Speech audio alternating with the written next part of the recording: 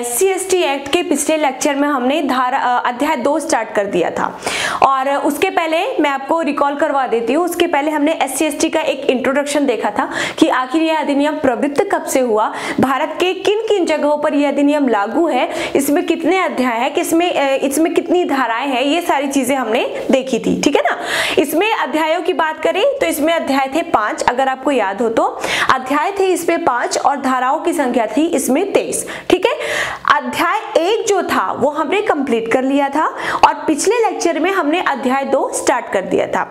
अध्याय 2 के अंतर्गत अगर धाराओं की बात करें तो धारा 3 से लेकर के धारा 9 तक की चीजें हैं। अध्याय 2 के अंतर्गत आपको ये देखिए, अब एग्जाम में जो बेसिक्स क्वेश्चन है ना उसका ट्रेंड खत्म हो रहा है, क्योंकि आपके जो पेपर बनाने वाले हैं उनके पास क्वेश्चन अब धीरे धीरे खत्म हो रहे हैं, इसलिए वो अब अंदर से जा करके क्वेश्चन रेस कर रहे हैं, क्वेश्चन उठा रहे हैं। इसलिए आपको अच्छे से पढ़ना पड़ेगा, धाराओं सहित याद करना पड़ेगा आपको। ठीक है ना। केवल बेसिक्स से काम नहीं चलेगा। तो अध्याय 2 के अंतर्गत है धारा 3 से लेकर धारा 9।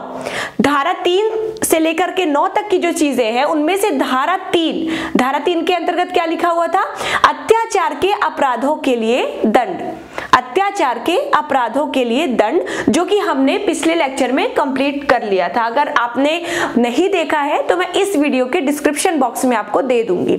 तो हाँ, धारा 3 हमने कंप्लीट कर लिया था, और अध्याय 2 के अंतर्गत बचा हुआ था धारा 4 से लेकर के धारा 9। ठीक है। तो इस लेक्चर में हम कंप्लीट करेंगे अपना अध्याय 2, मतलब धारा 4 से लेकर के धारा 9 तक की चीजें। फिर अगले लेक्चर से हम अध्याय 3 की बात करेंगे। ठीक है ना। चलिए हम स्टार्ट कर देते हैं। सबसे पहले हम बात करते हैं धारा 3। आप समझ ही चुके हो, अगर नहीं समझे हो तो आप फिर से वीडियो देख सकते हो। अब हम बात करेंगे धारा 4 की। ठीक है। धारा 4 ध्यान से पढ़ेंगे। देखिए, आपको थोड़ा एक्ट एक ऐसी चीज है ना कि आप जब पहली बार पढ़ोगे तो टफ लगेगी, क्योंकि हाँ वर्डिंग, इसकी जो वर्डिंग है वो काफी टफ होती है। अगर आपने उन वर्डिंग को अच्छे से समझ लिया एक बार तो बहुत आसानी से आप इसे याद कर सकते हो। ठीक है ना। तो इसे थोड़ा आप सरल करने की कोशिश किया करो। जब भी अगर आप अपने से भी कभी पढ़ रहे हो तो इसे आप सरल करने की कोशिश किया करो, शब्दों को तोड़ कर पढ़ो, आपको अपने आप समझ में आने लगेगा। देखते हैं धारा 4। धारा 4 के अंतर्गत लिखा हुआ है कर्तव्यों की उपेक्षा के लिए दंड। कर्तव्यों की उपेक्षा के लिए दंड याद रखना है। ठीक है ना। अब देखिए इसके अंतर्गत क्या है। देखिए, कर्तव्य किसे कर्तव्यों का पालन वैसे तो कर्तव्यों का पालन हर नागरिक के लिए जरूरी होता है। भारत का हर एक नागरिक, अगर उसको मौलिक अधिकार मिले हैं तो उसके भी कुछ कर्तव्य बनते हैं। ठीक है ना। बिना कर्तव्यों के मौलिक अधिकार भी उसके अधूरे हैं। अब वो तो चलिए, वो तो आपके अपने कॉन्स्टिट्यूशन की बात हो जाती है। यहाँ पर धारा 4 के अंतर्गत जो लिखा हुआ है कर्तव्यों की उपेक्षा के लिए दंड, इसके अंतर्गत समझते हैं। एक लोक सेवक है, लोक सेवक ब्यूरोक्रेट, जो कि आप सभी बनने जा रहे हो। ठीक है ना। एक लोक सेवक है, और ये एक शर्त भी है, ये जो लोक सेवक है ये SC/ST का नहीं होना चाहिए। अगर SC/ST का है ये, तो ये उपबंध इस पर लागू नहीं होगा। यदि कोई लोक सेवक है और वो SC/ST के अलावा किसी जाति का व्यक्ति है, ठीक है, या फिर SC/ST के अलावा किसी जाति से बिलोंग करता है, और इस स्थिति में ये लोक सेवक इस अधिनियम के अधीन बनाए गए नियमों को मतलब जो भी नियम बनाए गए हैं इस अधिनियम के अधीन, उनकी उपेक्षा कर देता है, अपने कर्तव्यों का पालन सही ढंग से नहीं करता है। एक बार फिर से समझाती हूँ। यदि कोई लोक सेवक है और वो लोक सेवक SC/ST का नहीं है, एक शर्त है, लोक सेवक SC/ST का नहीं होना चाहिए, SC/ST के अलावा किसी भी जाति से वो बिलोंग करना चाहिए। ठीक है ना। और ये लोक सेवक इस अधिनियम के अधीन बनाए गए नियमों का जानबूझकर उल्लंघन करता है या उनकी उपेक्षा करता है। इस स्थिति में इस लोक सेवक को कौन सा दंड मिलेगा, या फिर ये लोक सेवक जो है वो किस दंड का भागी होगा, यही चीज बताई गई है धारा 4 में। ठीक है ना। तो ये लोक सेवक जो है, अगर दंड की बात की जाए तो इसे कम से कम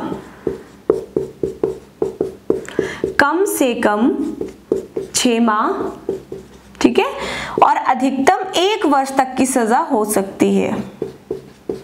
अधिकतम 1 वर्ष। ठीक है ना, एक बार फिर से समझ लेंगे। धारा 4 के अंतर्गत कहा गया है कर्तव्यों की उपेक्षा के लिए दंड। यदि कोई लोक सेवक जो कि SC/ST का नहीं है अपने कर्तव्यों की जानबूझकर उपेक्षा करता है या फिर इस अधिनियम के अधीन बनाए गए नियमों का उल्लंघन करता है तो इस स्थिति में उस लोक सेवक को कम से कम 6 माह और अधिकतम 1 वर्ष तक की सजा होगी। ठीक है, यही चीज बताई गई है आपकी धारा 4 में। बहुत इजी है, आसानी से आपको याद हो जाएंगी चीजें। अब हम आते हैं धारा 5 में,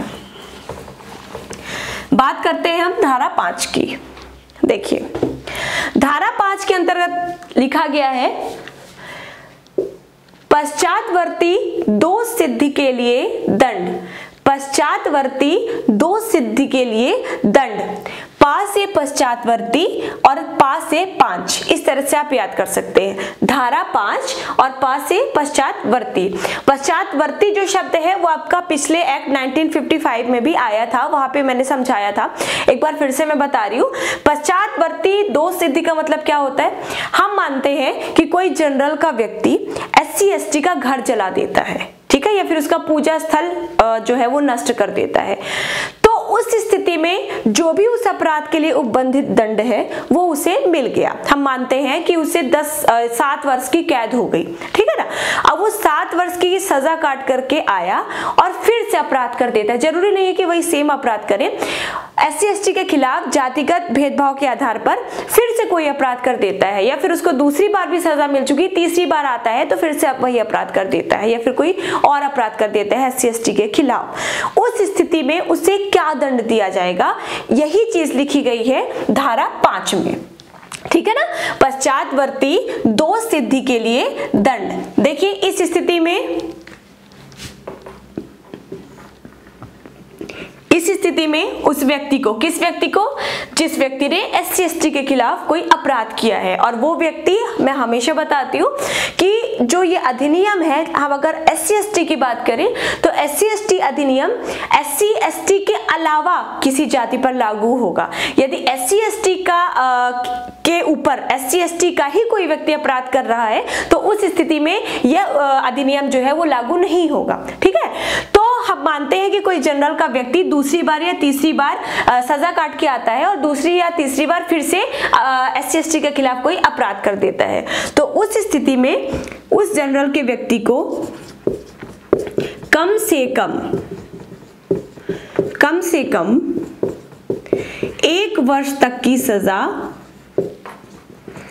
1 वर्ष तक की सजा, और अधिकतम की अगर बात करें तो अधिकतम उस अपराध के लिए जो भी उपबंधित दंड होगा वो उसको दिया जाएगा, ठीक है। हम मानते हैं कि अगर वो किसी SC/ST के व्यक्ति का पूजा स्थल नष्ट कर रहा है, या फिर उसकी किसी संपत्ति को नुकसान पहुंचा रहा है, या फिर उसके सर को मुड़वा के उसे गलियों में घुमा रहा है, तो उस अपराध के लिए, अब इस अपराध के लिए दंड क्या था, ये चीजें आपने धारा 3 में देखी थी कि किस अपराध के लिए कौन सा दंड दिया जा रहा था, ठीक है ना। तो कम से कम उसको सजा होगी 1 वर्ष की, 1 वर्ष से कम सजा नहीं हो सकती, 1 वर्ष से ऊपर की ही होगी। और अगर अधिकतम की बात की जाए तो उस अपराध के लिए जो भी उपबंधित दंड होगा वो दंड उसे दिया जाएगा, किसी जनरल के व्यक्ति को। तो ये हो गया आपका धारा 5, और धारा 5 के अंतर्गत क्या है, पश्चातवर्ती दोष सिद्धि के लिए दंड, ठीक है। धारा 5 खत्म होता है, आते हैं धारा 6 पे। धारा 6 के अंतर्गत लिखा है, धारा 6 के अंतर्गत लिखा है भारतीय दंड संहिता के कतिपय उपबंधों का लागू होना। भारतीय दंड संहिता IPC, इंडियन पिनल कोड, ठीक है ना। भारतीय दंड संहिता के कतिपय उपबंधों का लागू होना मतलब भारतीय दंड संहिता जो हमारी IPC है उसके कुछ उपबंध यहाँ पर भी लागू होते हैं। जैसे इस अधिनियम के अन्य उपबंधों के अधीन रहते हुए भारतीय दंड संहिता या IPC की धारा 34, अध्याय 3,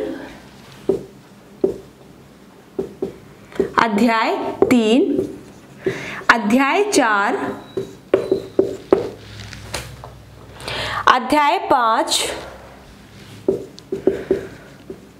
अध्याय 5 का ठीक है। धारा 149, धारा 149 और अध्याय 23,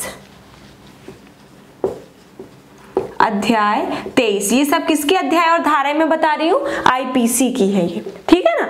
तो आईपीसी की धारा 34, अध्याय 3, अध्याय 4, अध्याय 5 का धारा 149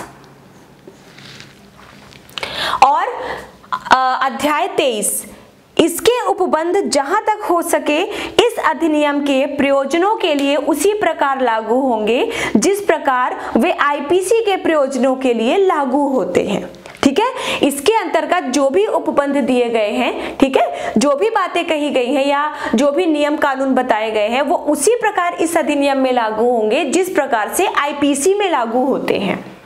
जैसे यदि किसी व्यक्ति ने किसी का मर्डर कर दिया, मर्डर मैं यहाँ पर केवल एक एग्जांपल ले रही हूँ, ठीक है ना, आप इससे उसको रिलेट मत करिएगा।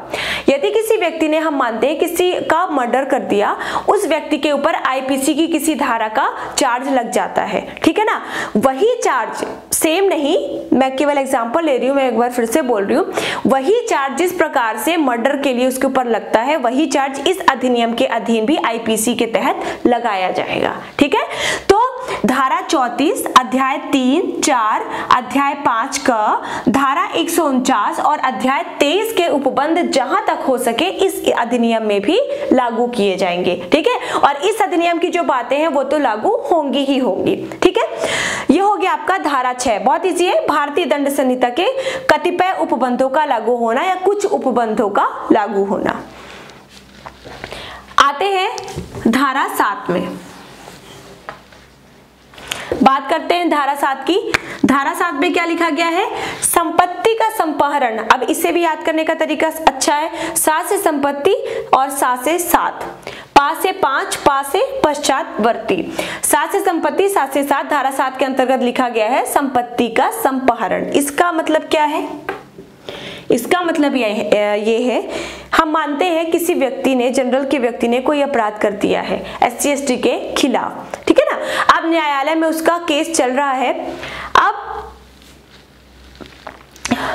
किसी भी दंडनीय अपराध से उसे जो है अपराधी घोषित किया जा चुका है। अब अगर न्यायालय को यह समीचीन लगता है, न्यायालय को अगर ये जरूरी लगता है कि उस जनरल व्यक्ति की संपत्ति को या फिर संपत्ति के किसी भाग को या फिर ऐसी संपत्ति जिसका यूज अपराध करने में किया गया है उसको राज्य सरकार द्वारा संपहरित कर लिया जाए, मतलब राज्य सरकार के अंतर्गत वो आ जाए या कुर्की कर दी जाए उसके संपत्ति की, तो ऐसा जो कोर्ट है वो ऐसा जो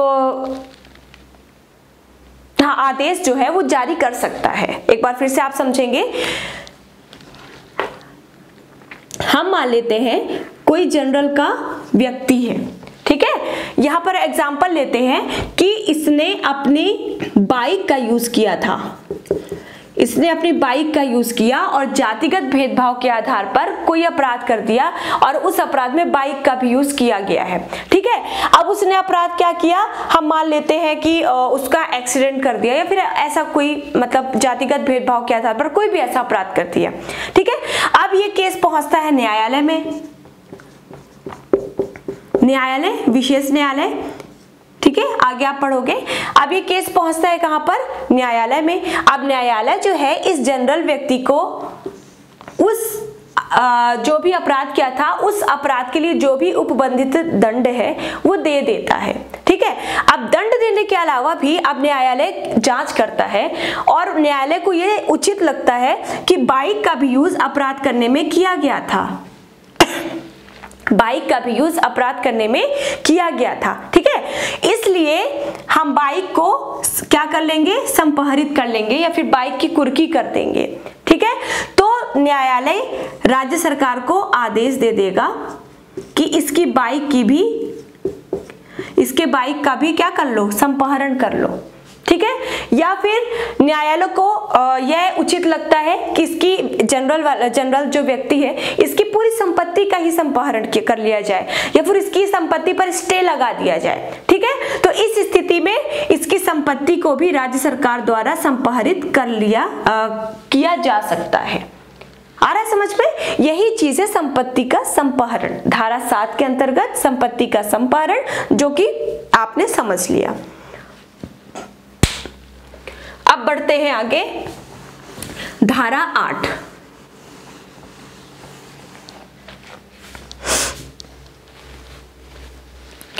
धारा 8 के अंतर्गत क्या लिखा है? अपराधों के बारे में उपधारणा। अपराधों के बारे में उपधारणा, इसका मतलब यह है कि जो न्यायालय है, न्यायालय का मतलब है यहाँ पर विशेष न्यायालय, ठीक है ना।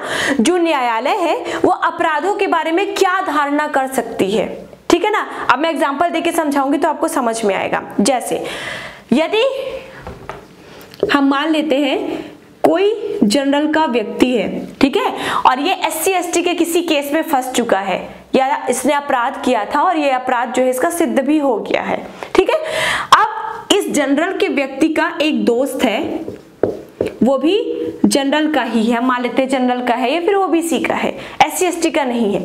अब ये जो इसका दोस्त है इसको कोई वित्तीय सहायता प्रदान कर रहा है। वित्तीय सहायता भी कैसी वित्तीय सहायता? इस अपराध को दबाने के लिए कि लो पैसे मैं दे रहा हूं और ये दे के और रफा दफा करो केस, ठीक है, एग्जाम्पल के लिए बता रही हूं। अब इसका दोस्त भी क्या है? जनरल है, ठीक है। इसको वित्तीय सहायता दे रहा है किस चीज के लिए? कि अपराध को रफा दफा करो, जो भी ये केस दर्ज हुआ है इसको सबको हटाओ, निपटारा कर दो इसका, पैसे वैसे दे के मैं तुमको पैसे दे रहा हूं। अब ये बात जाती है कोर्ट में, ठीक है। अब ये बात जाती है कोर्ट में। अब इस स्थिति में कोर्ट क्या करेगा? किसे अपराधी समझेगा? इसे अपराधी समझेगा कि इसे अपराधी समझेगा? तो इस स्थिति में यही चीज बताई गई है धारा 8 में कि इस स्थिति में जो कोर्ट है वो इसके दोस्त को भी उसी अपराध का भागी मानेगा। जो भी अपराध इस व्यक्ति ने किया है इसी अपराध का भागीदार इसका दोस्त भी होगा, ठीक है। हम मानते हैं कि यदि इस व्यक्ति ने किसी SC ST के पूजा स्थल पर आग लगा दी है, ठीक है, अब ये वित्तीय सहायता प्रदान कर रहा है तो इसका दोस्त भी इसी अपराध का भागीदार कहलाएगा कि इसने भी मतलब उसके पूजा स्थल को नष्ट किया था। आ गया समझ में? तो पहली चीज तो ये हो गई अपराध के बारे में उपधारणा। अब अगला जो है वो ये है कि यदि व्यक्तियों के किसी समूह ने इस अध्याय के अधीन कोई अपराध किया है, व्यक्तियों का एक समूह है, एक ग्रुप है और उस ग्रुप ने इस अधिनियम के अधीन कोई अपराध कर दिया है, तो और यह साबित भी हो जाता है कि किया गया अपराध किसके लिए है? भूमि या किसी अन्य विषय के बारे में है, ठीक है। मैं यहाँ पर लिख के बताती हूँ। ये था हमारा का नंबर। हम मान लेते हैं कि किसी समूह या ग्रुप ने किसी SC ST का रास्ता बंद कर दिया है, ठीक है ना। किसी मतलब खेत था किसी जनरल के व्यक्ति का या फिर इस समूह में किसी व्यक्ति का खेत था और उस व्यक्ति ने SC ST का रास्ता बंद कर दिया है, ठीक है। अब वो SC ST जो है वो जाता है कोर्ट में कि मैं तुम्हारे ऊपर SC ST का केस जो है वो दर्ज करा दूंगा। अब इस स्थिति में क्या होगा? इस स्थिति में होगा ये कि कोर्ट क्या करेगी? पहले तो जांच करेगी, ठीक है। जांच के बाद अगर ये पता चल जाता है कि ये जो समूह है इन्होंने रास्ता बंद किया है या फिर उसके खिलाफ कोई अपराध किया है, तो इनका उद्देश्य कोई जाति पर आधारित कोई भेदभाव नहीं है। ये उसकी जाति के आधार पर कोई भेदभाव नहीं कर रहे हैं, बल्कि भूमि से उत्पन्न कोई विवाद है, आपसी वैसा कोई विवाद है, ठीक है। तो इस स्थिति में SC ST एक्ट लागू नहीं किया जाएगा। आ रहा है समझ में? यदि कोर्ट या फिर न्यायालय को यह पता चल जाता है कि इस समूह ने जो अपराध किया है SC ST के खिलाफ वो जाति के आधार पर नहीं किया है, ठीक है, बल्कि भूमि द्वारा उत्पन्न कोई विवाद है, तो इस स्थिति में इस समूह पर या फिर किसी जनरल के व्यक्ति पर SC ST का केस दर्ज नहीं किया जाएगा, यह अधिनियम लागू नहीं किया जाएगा, ठीक है। यही बताया गया है अपराधों के बारे में उपधारणा के अंतर्गत। अगला क्या बताया गया है, अभियुक्त पीड़ित या उसके कुटुंब का व्यक्तिगत ज्ञान रखता है। न्यायालय यह उपधारणा करेगा कि जब तक अन्यथा साबित ना हो अभियुक्त को पीड़ित की जाति या जनजातीय पहचान का ज्ञान था। देखिए, ये हालांकि आपने पिछले एक्ट में भी देखा था। हम मान लेते हैं कि किसी जनरल के व्यक्ति ने, ठीक है, SC ST पर कोई अपराध कर दिया। अब यहाँ पर अपराध जरूरी नहीं है कि इसकी जाति के आधार पर ही किया गया हो, कोई भेदभाव के आधार पर ही किया गया हो, ठीक है। लेकिन ये जो SC ST भाई बहन है अपने, ये चले जाते हैं कहाँ पर, कोर्ट में। कोर्ट में चले जाते हैं, जैसा कि मैंने यहाँ पर बताया था, समूह, ठीक है, समूह कोई कर देता है, रास्ता बंद कर देता है और SC ST का कोई व्यक्ति चला जाता है कोर्ट में कि इसके ऊपर SC ST का केस दर्ज करो, इसने मेरे ऊपर भेदभाव के आधार पर कोई मतलब ऐसा अपराध किया है, ठीक है। लेकिन कोर्ट जो है, देखिए, कोर्ट को जांच करने में थोड़ा तो टाइम लगेगा, 1 महीना, 2 महीना, 3 महीना, साल भर भी लग सकता है, ठीक है। अब वो जो टाइम पीरियड बचता है 1 महीने 2 महीने का, उस स्थिति में इस जनरल के व्यक्ति को क्या किया जाएगा, या फिर इस समूह को क्या किया जाएगा, अपराधी माना जाएगा कि जब तक जांच में सिद्ध नहीं होता तब तक तुम अपराधी रहोगे, या फिर नहीं माना जाएगा, ठीक है। तो यही बताया गया है कि इस स्थिति में जनरल के व्यक्ति को यही माना जाएगा कि उसने जाति के आधार पर कोई भेदभाव किया है। आ रहा है समझ में? ये एक बार फिर से बता रही हूं, जनरल के किसी व्यक्ति ने SC ST के खिलाफ कोई अपराध कर दिया है। अब SC ST जाता है कोर्ट में, ठीक है, इस पर केस दर्ज करवाने। अब जांच करने में थोड़ी तो समय लगेगी। अब जितना हम मान लेते हैं 1 माह का समय लगा, 1 माह का समय लगा कि जांच करने में कि क्या उसने सच में भेदभाव के आधार पर कोई अपराध किया है। अब इस 1 माह में इस जनरल के व्यक्ति को अपराधी माना जाएगा कि निर्दोष माना जाएगा, कि अभी जांच में सिद्ध नहीं हुआ है तो तुम निर्दोष हो। यही बताया गया है कि इस 1 माह के भीतर इस व्यक्ति को अपराधी ही समझा जाएगा कि तुमने इसे जातिगत भेदभाव के आधार पर ही कोई अपराध किया था, ठीक है। तो अपराधों के बारे में उपधारणा के अंतर्गत ये चीजें बताई गई है। अब हम बात कर लेते हैं अध्याय 2 के अंतिम धारा की, जो कि है धारा 9, शक्तियों का प्रदान किया जाना। याद रखेंगे, शक्तियों का प्रदान किया जाना, ठीक है ना। इस अधिनियम के अधीन किसी अपराध के निवारण के लिए और उससे निपटने के लिए, इस अधिनियम के अधीन इस अधिनियम के अधीन किसी अपराध के निवारण के लिए या फिर उससे निपटने के लिए राज्य सरकार के किसी अधिकारी को शक्ति प्रदान कर सकती है, ठीक है। शक्ति कौन प्रदान करेगा, ये याद रखेंगे।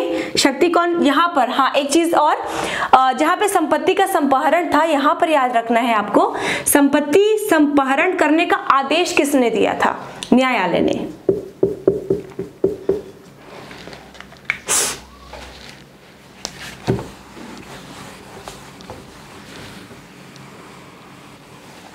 संपत्ति के संपहरण का आदेश किसने दिया था?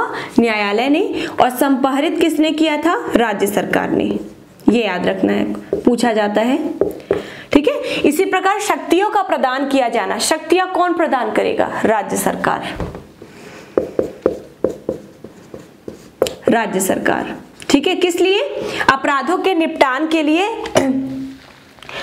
अपराधों के निवारण के लिए और उससे जल्दी से जल्दी निपटने के लिए राज्य सरकार के किसी अधिकारी को शक्तियां प्रदान कर सकती है। और जो अधिकारी शक्ति को प्राप्त कर लेता है, ठीक है ना, जो भी अधिकारी शक्ति को प्राप्त कर लेता है उसे पुलिस के सभी अधिकारी और सरकार के और भी अधिकारियों द्वारा क्या लेने का, सहायता प्राप्त करने का अधिकार भी प्राप्त हो जाता है। मतलब एक बार फिर से समझ लेंगे, राज्य सरकार ने जिस भी अधिकारी को, राज्य सरकार ने, हम मान लेते हैं कोई अधिकारी है, ठीक है, इसे शक्तियां प्रदान कर दी गई है किसी भी केस के निवारण के लिए, ठीक है। तो इस अधिकारी को पुलिस के सभी अधिकारी और राज्य सरकार के अन्य अधिकारी सहायता प्रदान करेंगे, ठीक है। ऐसा नहीं होगा कि राज्य सरकार ने तुम्हें शक्ति प्रदान की है तो तुम अकेले ही करो, ऐसा नहीं होगा। पुलिस के सभी अधिकारी और राज्य सरकार के अधिकारी इस व्यक्ति को या इस अधिकारी को सहायता प्रदान करेंगे। ठीक है, तो इस तरह से खत्म होता है आपका अध्याय 2। अध्याय 2 की सारी चीजें मैंने बता दी हैं, आप याद कर लेंगे। जो भी कंफ्यूजन होगा आप उससे पूछ सकते हैं। अगले लेक्चर में हम स्टार्ट करेंगे अध्याय 3। और जैसे ही जिस प्रकार मैंने 1955 के बाद एक टेस्ट लिया था, लाइव टेस्ट लिया था, उसी तरह SC/ST एक्ट के खत्म हो जाने के बाद भी फिर से एक टेस्ट लिया जाएगा। तो आप प्रिपेयर होते रहे, तब तक के लिए पढ़ते रहिए। Thank you very much.